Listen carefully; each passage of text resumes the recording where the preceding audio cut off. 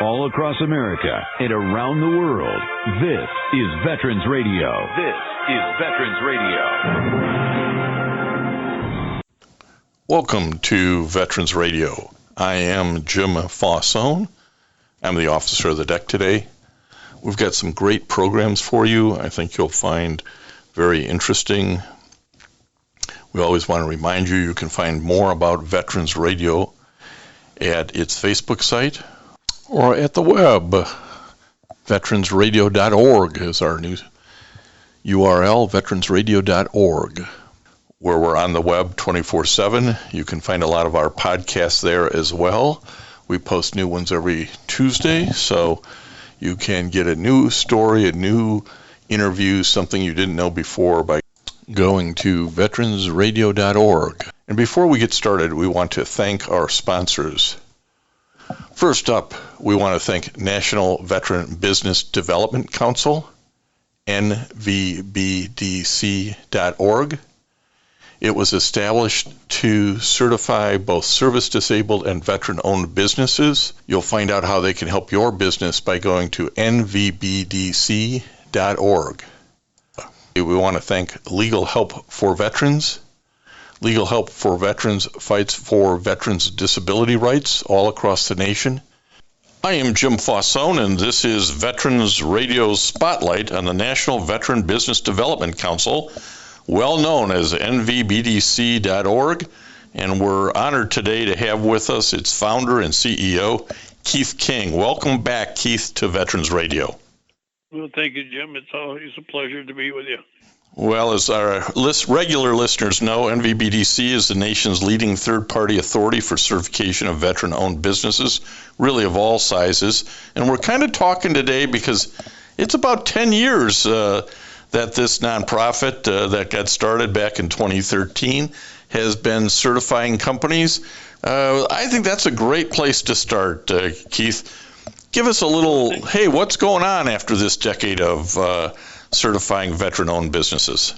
Well, whenever we talk to, obviously, a lot of businesses and small or any business that's been up and operating for a few years, the 10th year always seemed to be one of those, anniversaries that you should pause and say, hey, I not only made it 10 years, but we actually have been certifying our veteran-owned businesses for 10 years now. And, people have said, well, what have you done in 10 years? And that's one of these things that really what we're trying to do is put out some of the information I think is surprising to not only our veterans, but to our corporate members.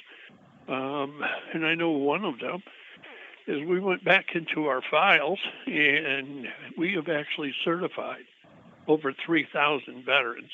So, we're there, we're pounding, and we continue to grow. Well, and that level of certification has certainly also turned into a lot of contracts for certified veteran-owned businesses. And I know the $1 Billion Roundtable did some analysis, and there's some other analysis of how big the market is for certified veteran-owned businesses. And as I said, NVBDC is the gold standard for this. Give us some sense of how big the market is. Well, I'll start with the one that probably is the closest to my heart in the sense of they being the BDR, did a impact study. And in that impact study, what they do, among all the other information they gather, is they have each of their members report the contract amount, what we call the spend, per category, women, minorities, veterans. And when they came out and said, well, the members of the $1 Billion Roundtable reported that they have spent $4.3 billion with our veteran-owned businesses. And we went, well,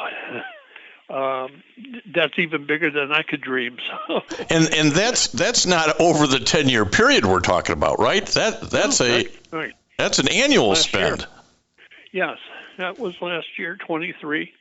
And now that we're working with them even closer with all of these things, one of the side, if you will, the guys who love the numbers, we, in this impact study, said, does anybody know how much money is in the supplier diversity market, if you will, as a whole? And they actually said, yeah, it was a $122 billion market.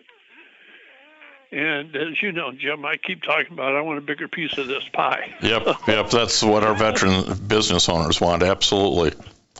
Well, at 122 billion, I think I'm finally getting people's attention. Well, I would hope so. And is that a corporate spend, or is that a government spend, or a combination? No, neither. Strictly the 32 at the time was 27 corporation that spent that much with our veterans. And I know in the opening you mentioned, that we certify, small, medium, and large. And we have a corporation now that is over $2 billion, veteran-owned. We had one that was at a $900 million a year.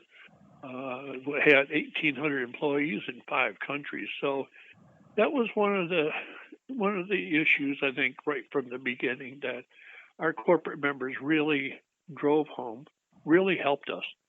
They said, don't ever get caught up in the small business. Everybody loves a small business, but if you're sitting here talking to, some of the largest corporations in the world, we need to make sure that if we're hiring somebody as a supplier, that they can, in fact, meet our demands, and do whatever they need to do to have the ability to, expand and meet our goals. And that's how we got to the point we are. Well, and it's important because the government had some programs not very successful in ways of certifying, and they were for small business, veteran-owned businesses, and you kind of could grow out of them, which wasn't really good for anybody in the sequence. But that's sort of the problem with a government-run program. And last time we talked, the Congress was moving certification out of the hands of the VA and over to the SBA, but that really hasn't gotten up and running very well, has it? Well, I hesitate only because... Okay, I can say it hasn't. Well, that's okay. What are they going to do? Can't fire me. What they did is they had, and I know we discussed that originally the plan was that the SBA was not going to, in essence, raid the VA, that they were going to go and build, the whole new team, build a whole new program. That was a lie. And unfortunately, in that form, they brought, and I spent a lot of time with these guys, they basically brought the key executives of the VA running the CVE, or their verification program, to the SBA. And I was like, well, what happened to you're not going to be allowed?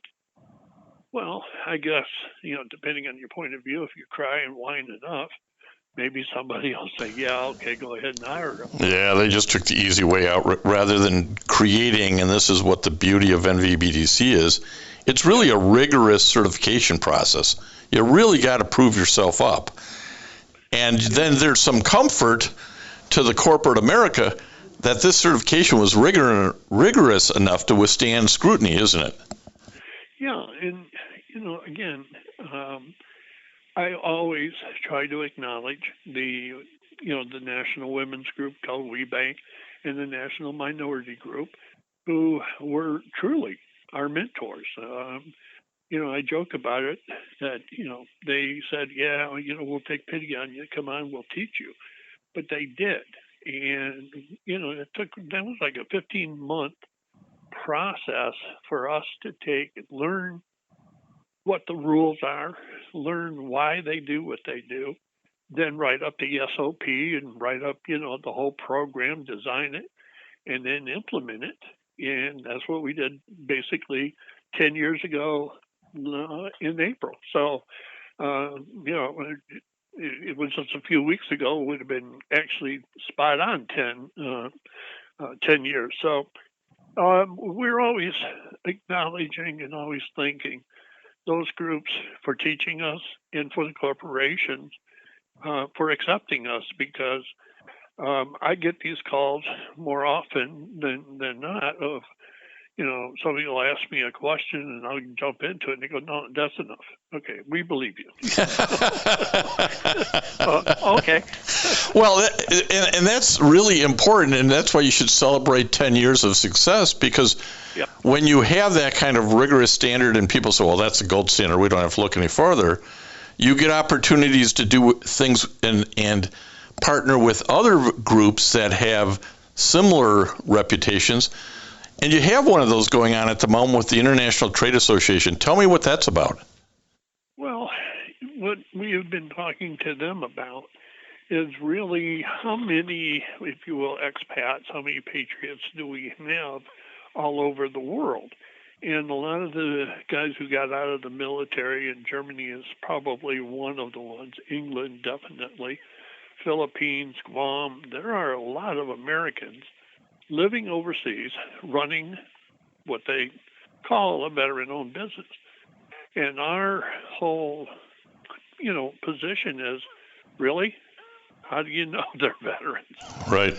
So, the ITA said, with the knowledge, and I think that's one of the things that we've been really proud of, is when you see the knowledge and you actually jump into what our veterans, soldiers, if you will, are being taught today. I make the comment all the time, where do you think cybersecurity came from? This is all military-based technologies, right? And so we have some very highly trained, very sophisticated people, running businesses all over the world. And the ITA said, first off, we would love to know if they're really veterans. And secondly, we'd love to work with you and see how many other people we have here stateside who would like, to start looking at doing, international trade. And they have, these guys got some incredible programs. And so, what we said is, well, let's start putting programs together. Let's put webinars together. Let's put meetings together.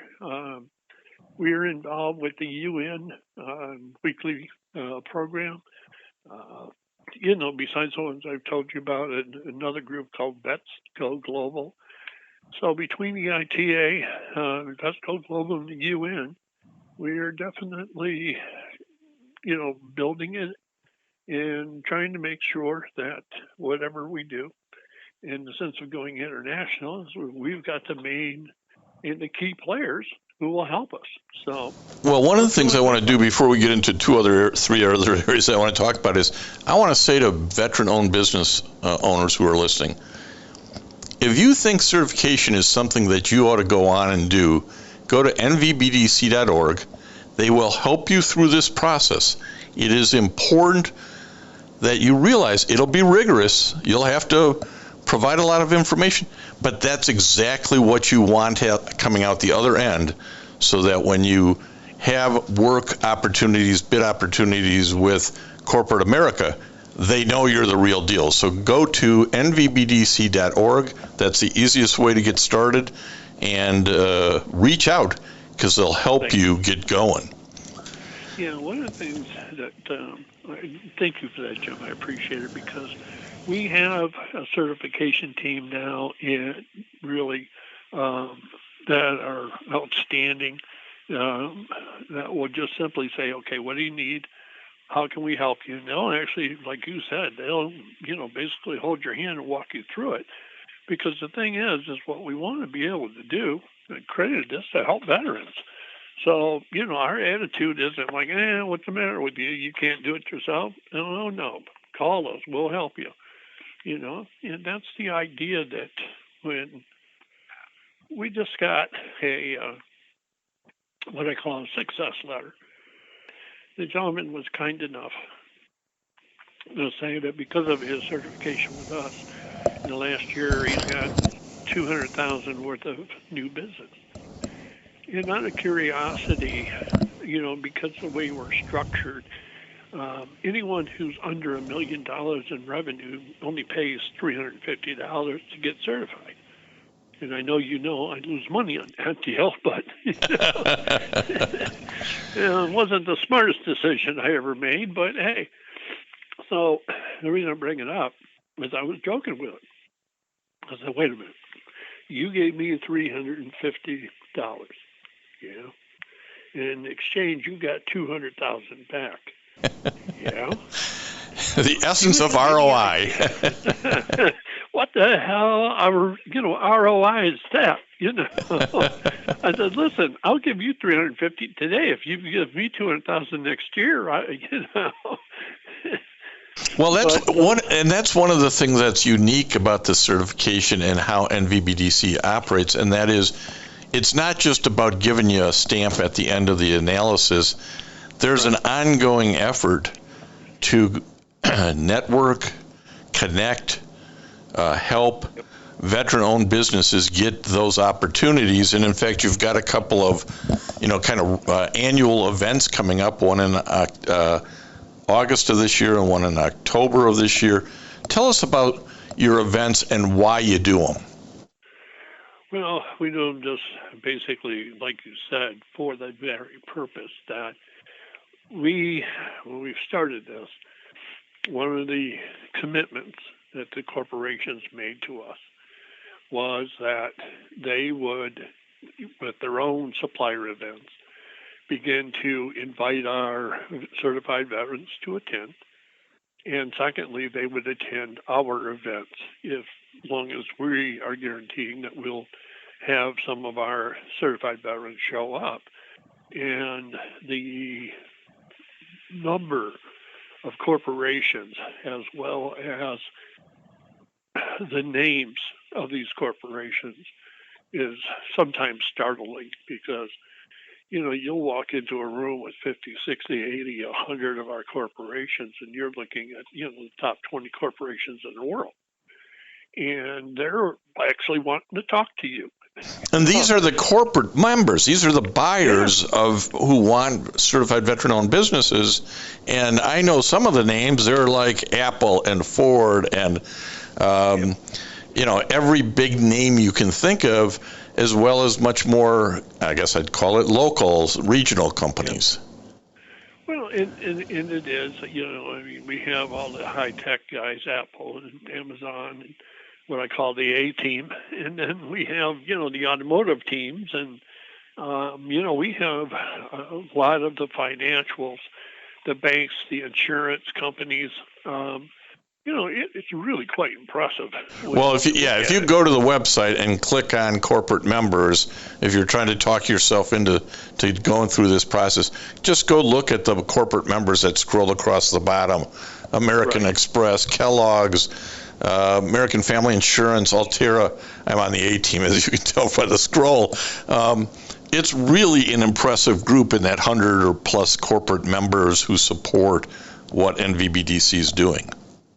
Well, thank you, because again, one of the things that we have focused on is the idea that, look, when we first were working to put this whole thing together, that's why the 10th has been so important to us, is when we sit down with these corporations and said, here's why our veterans should be supported. They said to us, point blank, create a certification program that meets our standard and we'll help you. Well, they have. And, that's the kind of message I'd like to get out, because I don't think a lot of the veterans who, I understand the skepticism, but when the skepticism, gets beyond what I call, real, like you said, all I got to do is look at my, website and see these names. You don't think I'm putting these names up there? Oh, if you didn't have authorization, they'd be all over you. They're the biggest names in corporate America. You know it. I'm before we run out of time, because this happens to you and I all the time when we chat. We got too much to talk about in too little time. There's a program that I'm particularly interested in that I think veteran radio listeners would be, because we've been talking about military recruiting over the last year and the problems they're in. And it's easy to talk about the problem. It's nice to talk to somebody who's doing something about the problem. And that brings me to wanting to talk about NVBDC getting involved with junior ROTC. Tell us why and tell us about it.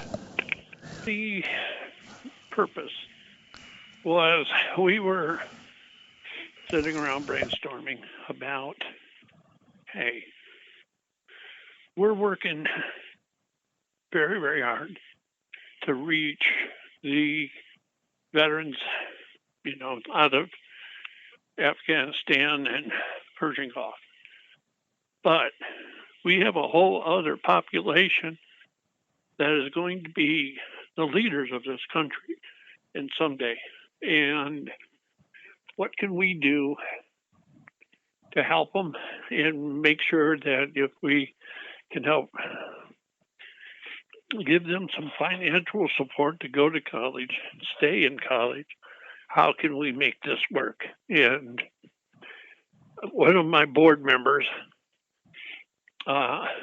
said he would love, to be the director of the program, and that he had, the heart, he had the knowledge how to put a program like this together. All he needed was money.